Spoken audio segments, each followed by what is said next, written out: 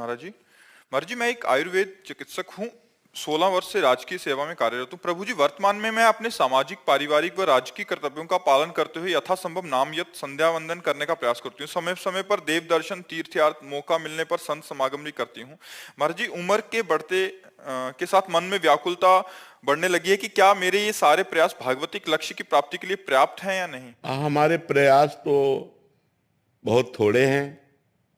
वो अनंत महिमाशाली परमात्मा को प्राप्त करने में समर्थ नहीं, लेकिन हम उनकी शरण में हैं, ये बात समर्थ है।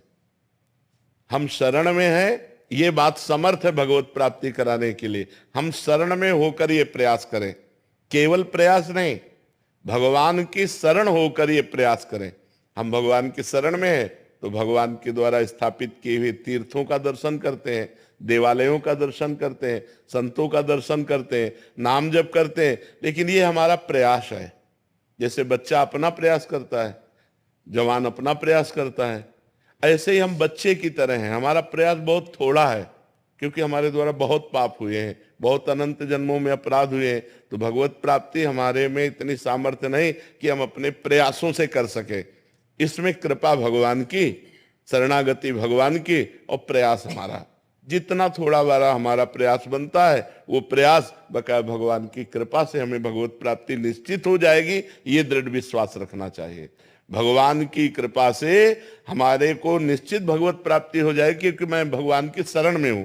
प्रयास तो हमारा थोड़ा ही है। भगवान को प्राप्त करने के लिए, उस अनंत महिमाशाली भगवान को प्राप्त करने के लिए हम जितना भी प्रयास करें वो थोड़ा ही है।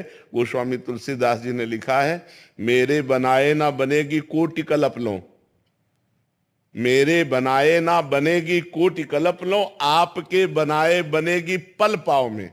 पल के चौथाई हिस्से में बात बन जाएगी। अगर हम बनाना चाहें तो करोड़ों कल्प तक लगे तो भी हम नहीं माया से पार पा सकते।